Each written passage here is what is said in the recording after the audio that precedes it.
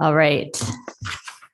We are going to start this meeting. We begin with an invocation, which we observe by a moment of silence, and then follow that with the Pledge of Allegiance.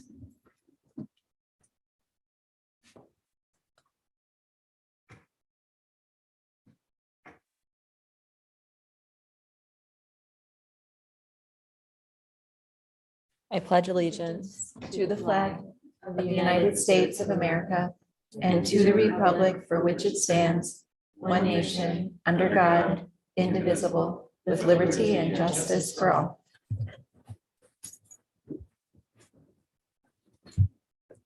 All righty. Clerk, will you call the roll? Bajan. Here. Halliburton. Here. Haney Keith. Here. Nash. Here. Willits. Here. Whittings. Here. All present. Excellent. Next up, we have a request for approval, the minutes from the work session and evening meeting of May 9th. Madam Mayor, I move that we approve the minutes from the work session and regular evening meeting of May 9th, 2023. Second. We have a motion and a second discussion. Clerk, will you call the roll? Willits. Yes. Whittings. Yes. Bajan. Yes. Halliburton. Yes. Haney Keith. Yes. Nash. Yes. All in favor, motion carries. Thank you. Next up, we have under special business an appeal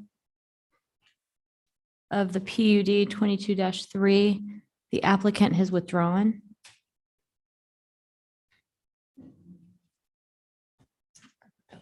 Go ahead. Mayor, members of council, Tim Keene, Director of Planning and Development Services for the city of Boise. And of course, 2 weeks ago at your hearing, we had this case for a conditional use permit for assisted living. It's Arbor Village, and the request was for a conditional use permit to use the property for apartments, redevelop the property for apartments. We would have been here tonight with you to present findings of that meeting and the discussion and conclusion that council reached. But the applicant has withdrawn that application. We received that letter from the applicant last week. So this case is off your table because the applicant's withdrawn the request. So that request for a permit to redevelop the property for apartments will not proceed. Madam Mayor, Mm-hmm. if I could, for just a comment and then maybe a question, Director Keene. Go ahead. All right. So one of my concerns about this application being withdrawn, as it kind of came out in the hearing, is that the current residents are at risk of being evicted on these month-to-month leases should the developer decide to do something that would not require, well, he can just do it anyway. So I guess my question is, with some of the conditions that he had proposed to us, which maybe 2 out of 3 of what we had wanted, maybe a little less, is there any appetite on his part to come back and negotiate some of those conditions to protect those residents from potentially being evicted within what he's contractually allowed to do outside of kind of the scope of what we have oversight of? So I'm wondering if there's be any further conversations about his interest in coming back to discuss those, and maybe even how council feels about that. Mayor, Councilmember Nash, after your hearing 2 weeks ago tonight, I've had several discussions with the owner of the property who was here with us at that hearing. And the main reason for those conversations was to ensure that regardless of what their decision was as to their next steps, that the city was aware of what was happening so we could step in to the degree we can to help the residents that are there now. Good conversations with the owner. They're not making any rash decisions regarding what happens next. Certainly understand the community and the city's interest in ensuring that those residents of Arbor Village are taken care of, and they have not made a decision as to what will happen next. But we're not feeling that a decision, anything that would affect those residents negatively, no decision was imminent. and that they would have an open line of communication with us such that we've got plenty of time to step in if necessary to help residents there. So part of that discussion is going to be what's next in terms of the zoning. And so that is part of the discussion we're having with the owner as to where do we go next with regard to the zoning, in part as a result of decisions as to what the next steps will be with the property. But so in answer to your question, the answer is really yes, this is an important part of the discussion. You know, what's the zoning that would be best for the property? And is it what it's currently zoned? Is there some other permit that will be necessary to protect those that are there and yet deal with the realities of what the owner's facing? So we're talking that through with them, and when we're able to come back to council with a full picture and a description of what would be next. But just to make sure council understands, everyone understands, we're in direct communication with them about anything that's going to happen next, and we'll have the time we need to work through that if depending on what the decision is. Council member, I appreciate your concern and the kind of the concern behind the question about what steps could be taken. But I feel, I mean, one, staff heard loud and clear the importance that we were placing on a policy discussion about, you know, ensuring that we don't lose residences like this, or that we, you know, that the residents themselves in the future have some protections. And that's some of what we'll be talking about soon on renter protections. But also I feel confident after I'm being briefed by staff with their conversations with the owner that we will be able to have, we've begun and we'll continue conversations with them to look for long-term solutions for these folks that are reliant on Medicaid beds, frankly. And we learned a lot about that the night of the hearing. So I don't think action's doesn't need to be taken, but because council had taken action, had asked, I think, for findings, and now the applicant has withdrawn is the reason that you're here to inform us, right? Okay, great. Thank you very much. And next up, we have the contract extension for Steptoe. This is under special business, just so that if anybody wants to say anything, you can. It is an extension not to exceed, and this will be the final extension for Steptoe. And based on the report that we received this afternoon, I just want to reiterate what I said at the end. That I appreciate the work that went into this, the robust set of recommendations that were developed. Really believe, after talking with the chief as well, that, and all of you, there's clear marching orders for what ought to be looked at, places to start, and we can handle those in-house with the resources that we have, and staff will be coming back to us for that discussion and to ensure not only that they've begun, as we directed staff to look at the recommendations and share with us how they believe they could meet them, but to also take into account any questions or suggestions that council has when we bring this back to you. Madam Mayor, Yes. I'll be voting to approve this for a couple of reasons. First, those costs have been incurred. City of Boise pays its bills. We always have. It's the right thing to do. Second, there's obviously a lot of discussion about the cost of this contract in general. Understandably, it's a large contract, but you know, what is the cost? What is the number you put on knowing whether an avowed and self-proclaiming white supremacist is the only one? What is the dollar number? I've heard lots of criticism about $500,000, and I guess I get a little defensive about that because I never hear anybody propose what the right amount of money to spend is. Is that a $10,000 problem? Is it a $40,000 problem? We got far more than $500,000 worth of benefit out of this. We got a roadmap for where we should look and how we should tackle problems in our police department that are currently costing us thousands or hundreds of thousands of dollars in legal liability, lawsuits, failed promotions of excellent people, and repeated promotions of poor people. These types of problems are exactly what we need to know and what we need to learn. In my mind, that was money well spent. I'm glad that we got the roadmap that we received, and that we are in a position to end that expensive piece of work and tackle it from here. But I'm supportive of the money that was spent, and obviously I'm supportive of paying the bill that we still owe. That's just the right thing to do. Madam Mayor, I think that the Steptoe contract overall was a tremendous value. When you look at how much money we spend in this community on public safety and on policing, what that budget looks like compared to what the Steptoe contract ended up looking like is, it's really a drop in the bucket. And as Councilmember Bajent noted, it's a good investment in how we run the police department better, how we improve processes, how we make sure that we're promoting good people, and how we exonerate those who are serving day in and day out from the terrible and egregious comments of one of their former coworkers. So I really appreciated the report that we had today. I think it's really clear the work that we have to do next. And I think it was money very well spent. Madam Mayor, point of clarification, I did ask council leadership that that item be taken off the consent agenda. Oh, this is under special business. We're under special business right now discussing the contract extension. I know, but also the details of the contract extension are on the consent agenda. Okay, sure. Yes. So Madam Mayor. what's the process? Madam Mayor, when I make the motion to approve the consent agenda, I had already been planning to remove that for separate consideration. So we'll do that in order. Okay, super.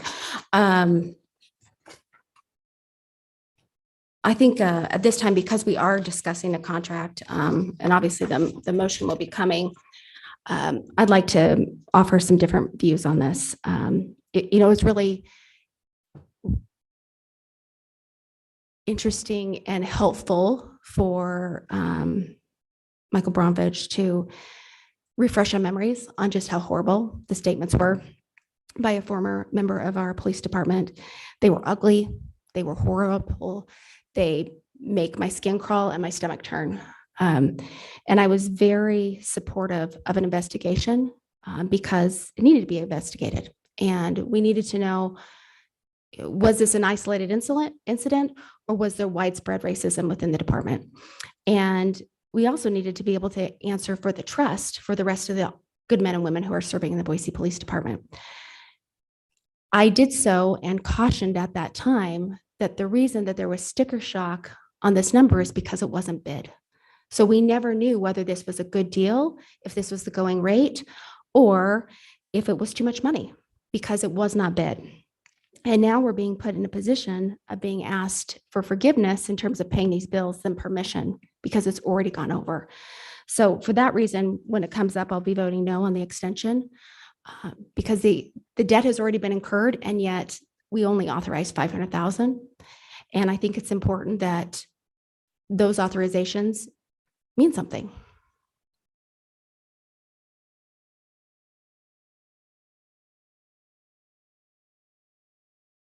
Sorry, I'm just trying to figure out procedurally if we should just pull it. We have to make a motion to pull it and then have a vote. Yeah. I was just trying to figure out if there's a way to do that differently. Madam Mayor, I just wanted to speak to, I was very impressed with the presentation and I don't think a traditional bidding process would have been appropriate in this. What Michael Bromwich brought to this was skills and expertise that are probably unmatched with the work that he's done in other municipalities across the country. I think we hired the right guy and I think we got the information that we need to take action going forward. And I'm glad that the council acted decisively when this information was presented to us.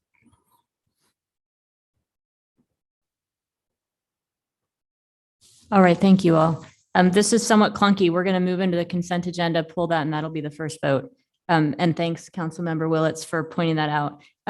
All items with an asterisk are considered to be routine by the council and will be enacted by one motion. There will be no separate discussion on these items unless a council member or citizen so requests, in which case the item will be removed from the general order of business and considered in its normal sequence. Madam Mayor, I move that we approve the consent agenda, but remove Resolution 267-23 for separate consideration. Second. We have a motion and a second discussion. Clerk, will you call the roll? Willetts, Yes. Whittings, Yes. Bajent, Yes. Halliburton, Yes. Haney Keith, Yes. Nash, Yes. all in favor, motion carries. Thank you. And next up, Madam Mayor, I move that we approve Resolution 267-23. Second. We have a motion and a second. Further discussion? Clerk, will you call the roll? Willetts, No. Woodings, Yes. Bajent, Yes. Halliburton, Yes. Haney Keith, Yes. Nash. Yes. 5 in favor, 1 opposed, motion carries. Thank you. Next up, we have no ordinances or unfinished business, which is good. We've got new business. CVA 22-27 at Fifeshire Avenue. So we've got David Mosier presenting for the city. Amy George, welcome, is here as the applicant and appellant. And then we don't expect the West Valley Neighborhood Association, but I just want to, I know I don't see them in City Hall. How about online? Nope. Is anybody here to testify on this item? Great. Anybody online? Alrighty. We'll go ahead and start. So I always get a little confused when we have the applicant and an appellant be the same person. But since you're the only person here for this, maybe I'll be less confused this time. Start with staff. And then I imagine you've got one presentation and then we'll ask questions. We'll make sure nobody wants to testify on this, then ask further questions. You get a bit of a rebuttal if you need it. And then we'll close the hearing and discuss. Great. Thank you, Madam Mayor, members of the council. The item before you tonight is an appeal of the Planning and Zoning Commission denial of a variance request for a detached structure to encroach into the rear and street side setback on 0.16 acres located at 4355 North Fifeshire Avenue in an R1C zone. The item was heard before the Planning and Zoning Commission on March 6 and was denied because it did not comply with the required findings as per code. Basically, the commission could not find a hardship to justify the variance. And on March 16th, the applicant appealed the commission's denial, and this item was initially scheduled before City Council on May 2nd, but was deferred to a date certain to May 16th tonight due to noticing issues. And as you can see from the aerial photograph, the subject property is located within a residential neighborhood comprised primarily of single-family homes. This aerial photograph shows the location of the detached structure on site. The building is basically 120 square foot built or a shed, a 10 by 12 tough shed. And as shown on this slide, it encroaches about 6 feet into the required 20-foot street side setback and 9 feet into the 15-foot rear yard setback. This is a quick summary of the project's history. In 2021, the applicant received a notice of violation for the structure located in the street side setback. As such, they relocated the detached structure away from the street and closer to the house on the south side of the property and installed a 6-foot fence along the street side property line. However, the building was still located in the required setback, and as such, a variance was requested and was denied at the Planning and Zoning Commission. In response to the decision, the applicant submitted an appeal based on the following grounds, which are the variance was not materially detrimental to the public health and will not adversely impact the surrounding properties, and also that there are no locations on the subject property to relocate the structure outside of the setbacks. In regard to these grounds for the appeal, the Planning and Zoning Commission found that the variance request did not comply with all the required findings as per the development code. Basically, the commission could not find a hardship to justify the request and that it was not consistent with the goals and policies of the comprehensive plan. The Planning and Zoning Commission did not consider the corner lot parcel configuration or the house location slightly into the rear setback to be considered a hardship or an exceptional circumstance related to the intended use of the property, and that is not generally applicable to the district. This situation occurs on residential parcels within neighborhoods throughout the city. The Planning and Zoning Commission also noted that there might be space available on site to relocate the shed and comply with the setbacks. This slide here shows the possible locations along the north side of the house, and that the shed could be relocated to that comply with setbacks given the reduced setbacks allowed for a detached building of this size and height. However, the site plan was not drawn to scale, and it's difficult to tell if it would work. I believe the applicant has also remeasured the north side of the area of the house and noted that there's not enough space, and there's also an issue with an existing tree on the neighboring parcel. In conclusion, the planning team contends that the Planning and Zoning Commission did not err in their decision and recommends denial of the appeal. Thank you. Any questions for staff? Madam Mayor. Yeah. So I was looking at the map earlier and I noticed that there's other sheds on other pieces of property in the photo that are closer than 6 feet to the edge. And then I just started kind of looking around Boise, which you can do on Google Maps. and they're everywhere, closer to the fence. And so my question is like, are every single one of those illegal? Are every single one of those like not able to be that close to the fence, or is there something that's letting those be there, but not in this situation? Madam Mayor, council members, the code does allow for detached accessory structures that are under 120 square feet and whose wall height is under 7 to be located within the side yard and rear setbacks, right against the property lines, provided there's 6 feet of separation between it and the house. So maybe in those locations or some of those locations that those requirements are being met. It could be true that, in other areas within that neighborhood or around, people have just put these sheds where they will and nobody's complained.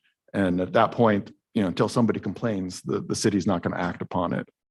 And Madam Mayor, just to follow up there. So if this shed that's 120 feet wasn't that tall, if it wasn't over 7 feet tall, then it could be right there. It wouldn't have to be moved. Madam Mayor, members of the council, that is correct. Provided that there's a 6 foot separation between it and in the house. Gotcha. And that's for the, just to clarify, that's for the interior side and rear property lines, not the street side. And then Madam Mayor, one more follow-up question there. Are there any other circumstances, like if it was 100 square feet and 7 feet tall, could it be there? Or is it just, is that the actual guidelines? Is it 120 feet or less and under 7 feet tall? That's what's in code for everywhere. Madam Mayor, members of the council, that is correct. That this is the exception we carve out for garden sheds within code. Cool, thank you.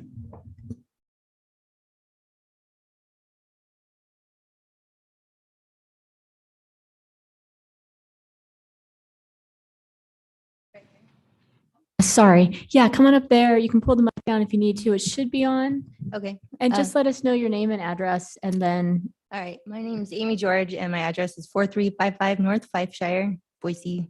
And yeah, this is my case. I am appealing the decision. I feel like there was a complaint because the shed was located closer to the sidewalk, so I did my best at moving it closer to the interior part of the property. Now it's within 3 feet of guidelines. And I have looked at the other side of the house, the north side that they proposed.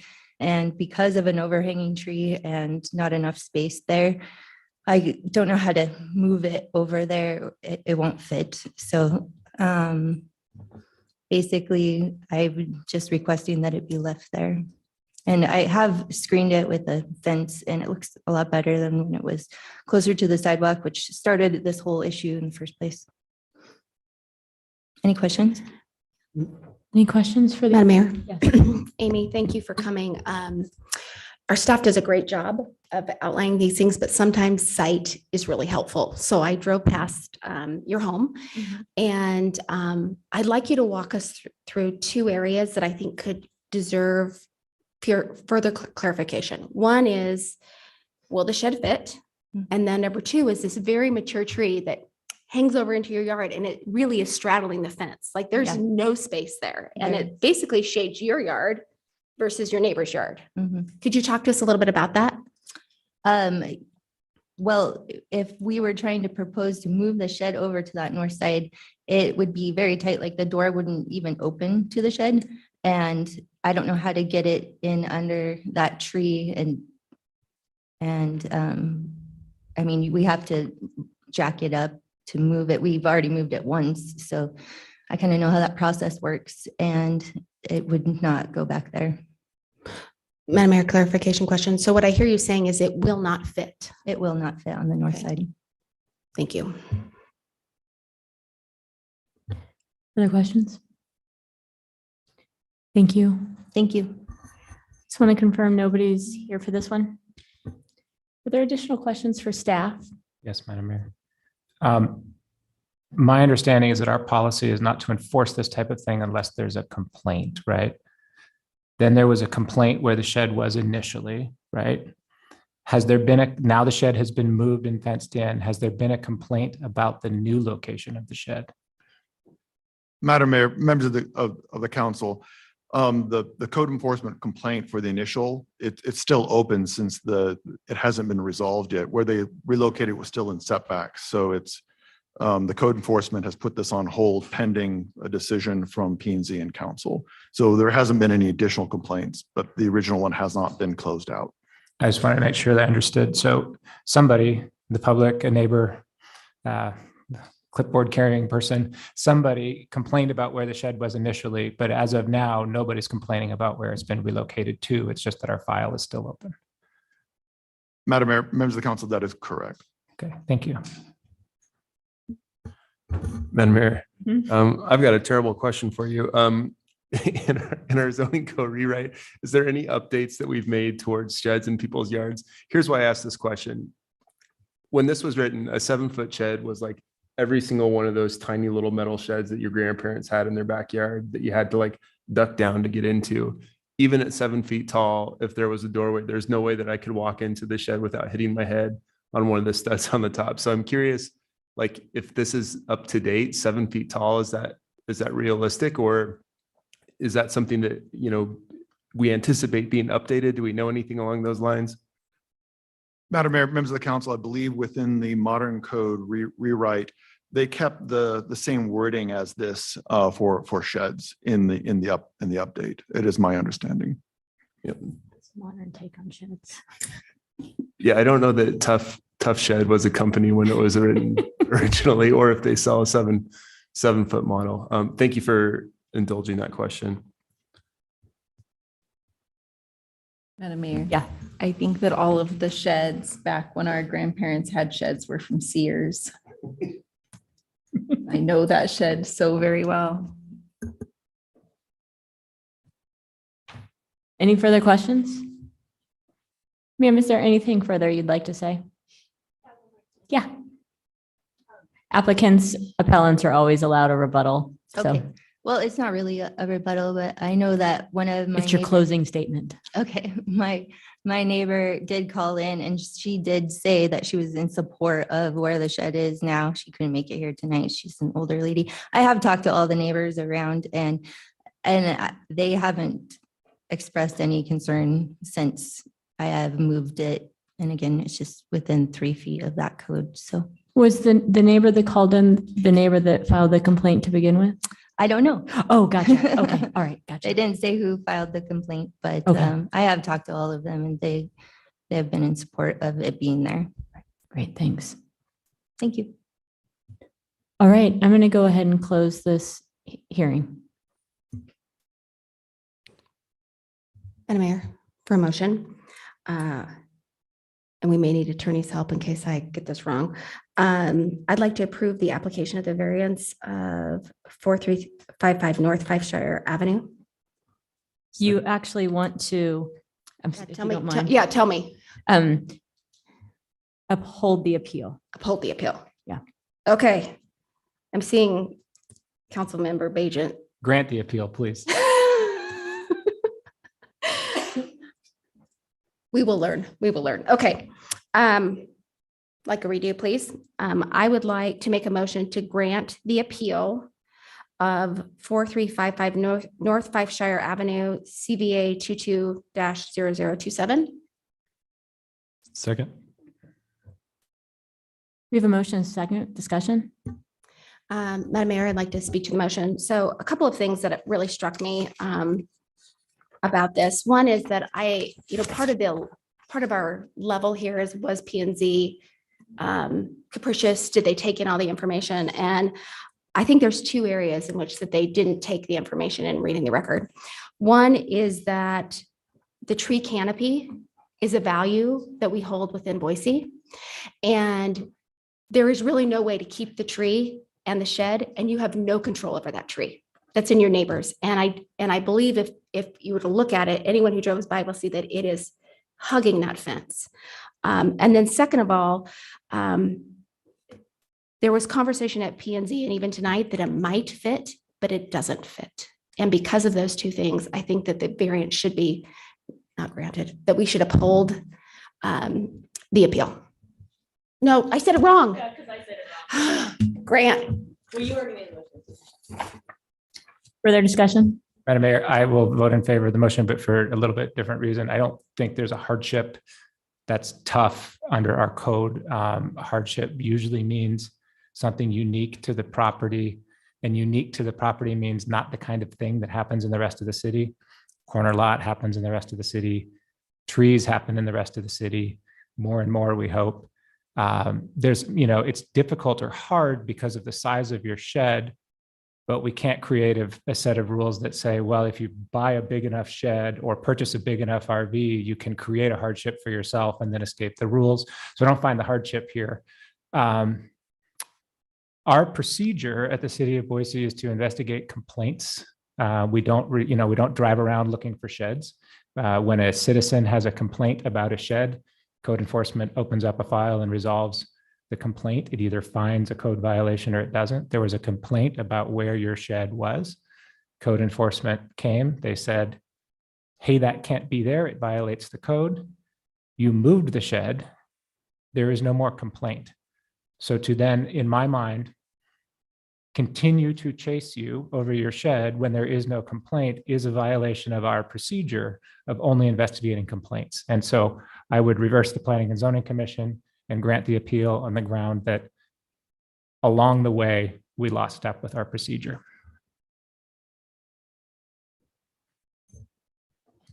Yes. Madam Mayor, I can't find error in the decision that planning and zoning made. Everything's by the book, right? And so this is similar to, something that we faced on council before, that in order to vote in favor of something, to not set a precedent, because I might go buy a tough shed today, get it in place now that I know I might be able to squeeze it by. I think that we need to have our staff go back and take a look and make sure that this actually makes sense. And I know that we've got so many things that we're looking at with the zoning code ordinance, but is this really realistic? Is 7 feet still the height, that we put in place? And whenever this was originally put in, I don't know what date it was. I'm guessing sometime pre-80s. So 60s, this one. So I'll support the motion, but I'll support the motion with taking a look and making sure that this is actually the code that should be in place. And if it needs to be updated or evaluated, if not, it'll be the only time. Madam Mayor. Well, and also just to be clear, no decision ever on a case by case basis, appeal, et cetera, creates precedent. So you're looking at this one, we can definitely look at the modern zoning code to make sure it takes into account modern sheds. But when you make a decision up here, you're not setting precedent for a similar case. Madam Mayor, I agree that this circumstance, we've gotten out of line with our procedure on responding to complaints. So I'll be voting in favor of the motion, and also agree that we should look at this with our zoning code modernization and make sure that our standards for garden sheds still make sense, given that it's not the 60s anymore. We're all a little taller, maybe sheds are a little taller, maybe the standard's a little different, and make sure that we have something that makes sense for our modern day yard needs. So thanks, I'll be voting in favor. All right, clerk, will you call the roll? Willetts. Yes. Woodings. Yes. Bajent. Yes. Halliburton. Yes. Haney Keith. Yes. Nash. Yes. All in favor, motion carries. Madam Mayor, Yes. I move that we adjourn. Second. All in favor? Aye. Aye. We are adjourned.